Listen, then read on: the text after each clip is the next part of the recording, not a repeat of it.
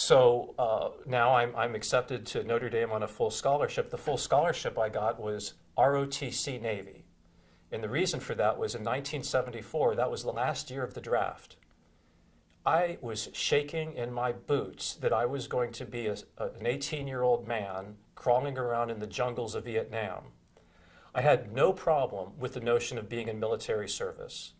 I didn't have a particular problem with the notion of being a warrior. I had a huge problem with the notion of being around bugs in a jungle. This was my issue. I was never a camper. I didn't want to join the Boy Scouts because of this. I do not like camping. So me being a soldier in Vietnam, shoot me now, put me out of my misery. I was so afraid I was going to get drafted. I thought, well, if I enlist in the Navy, that's the solid out. The Army cannot take Navy members and put them in the draft. So I was sure that I was going to join the Navy. The question was, could I get into the NROTC program? And I took all the tests and went all on the interviews, and I found out that they would grant scholarships to me for Notre Dame or Penn State at my choosing, and I chose Notre Dame, but it was up to me then to get in. I got in, and God bless me for getting in. God bless Notre Dame for taking me. When I got in, I did my best to be a good member in good standing in the Navy ROTC program. I finished my first year, and then I went on my first cruise on the USS Thomas Hart Naval Destroyer, First Class, Norfolk, Virginia. What a nightmare. In every way. I found out that most of the safety divers on that cruise had taken a vacation, because people in the Navy get vacations. They were short a diver. And because they were short a diver, they asked all the midshipmen, who I was one of them, how good of a swimmer are you? And I said, well, I've been a lifeguard. I'm trained, certified, but I have no training with deep sea. I mean, I've never worn a tank of air or had a scuba lesson. Well, you actually, with your life-saving certification, are the best swimmer we have on board. And I said, well, what's a diver need to do? And they said, well, when the aircraft carrier, when the plane doesn't make a good landing, they're in the water. When the winds are too high, the helicopters from the aircraft carrier can't do the rescue. So what we on the destroyer escort do is we launch our whaleboat. And there's a gunnery mate fore and a gunnery mate aft and a pilot, and you sit in the empty seat. Then you go out, you get in the water, the pilot of the airplane, not the boat, they show you how you remove the parachute and how you cut the cords and how you get them safe and put them in the boat. And then you've got air and you've got fins, so you just tread water. They go and they drop the pilot of the airplane back to the aircraft carrier, then we come back and get you.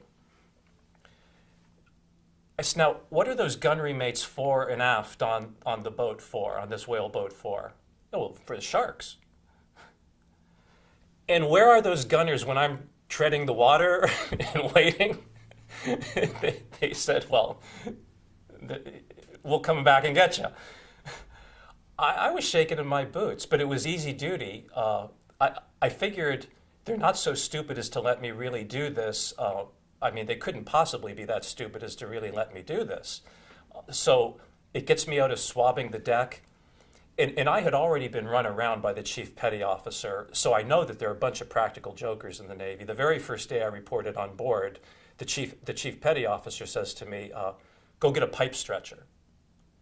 And I said, I'd be happy to do that, sir. What's a pipe stretcher? Don't ask me any damn questions. Go get the pipe stretcher. I look in my eyes and says, I'm not going to ask you any questions, sir, but I wouldn't recognize a pipe stretcher if it hit me over the head, sir. How will I know that I have it, sir? He goes, shut up and get over here. And then he gets the next midshipman. Go get me a pipe stretcher. Sir, yes, sir, and he's off. Well, clearly there's no such thing as a pipe stretcher. So, I mean, I know that they're game to pull practical jokes. I know to this day that the whole thing with me and all these stories were nothing more than a practical joke, but I know that I was suited up in a wetsuit for 10 hours a day waiting for a plane to crash in the ocean. On one particular day, they found out that I could actually play bridge.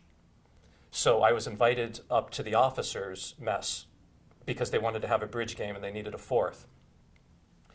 And once they were up there, they realized that I was an affable person, and they invited me to steer the ship the next day. I was going to be the bosun's mate that handed the wheel.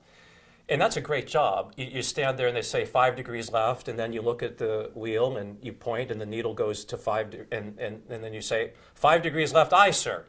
So I'm on the ship, and it's fun. I mean, who wouldn't want to steer a Navy destroyer escort? But I noticed that they can't raise the aircraft carrier. They're trying to radio them. No answer. They use the ensign, which is the blinky light. No answer. There is a lot of concern going on to the ship as to why. They've got engineers up there taking the communication systems apart.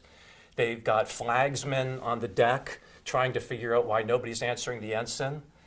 I'm inquiring as to what's going on. They don't want to hear from a bosun's mate. So, and again, I'm not quite sure why things are the way they are, but I know that on my classification as a midshipman, my security clearance read secret.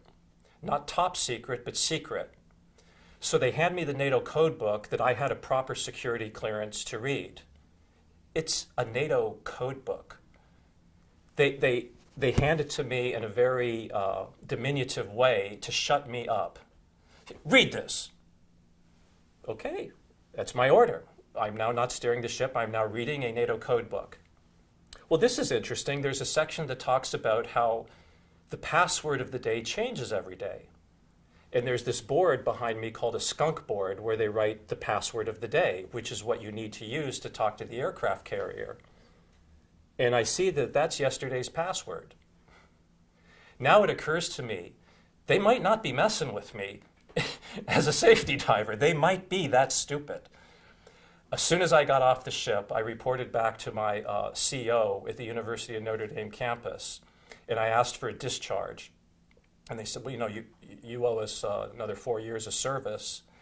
I told him this nightmarish story. I told him, I'm going to be a movie producer. I said, you're going to invest all this money in me. It's a negative capital flow for you. You already know that I'm out the day I can get out.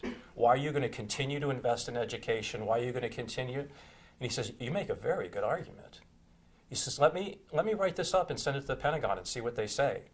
And at the end of the year, I got a release. And I knew I was going to produce movies.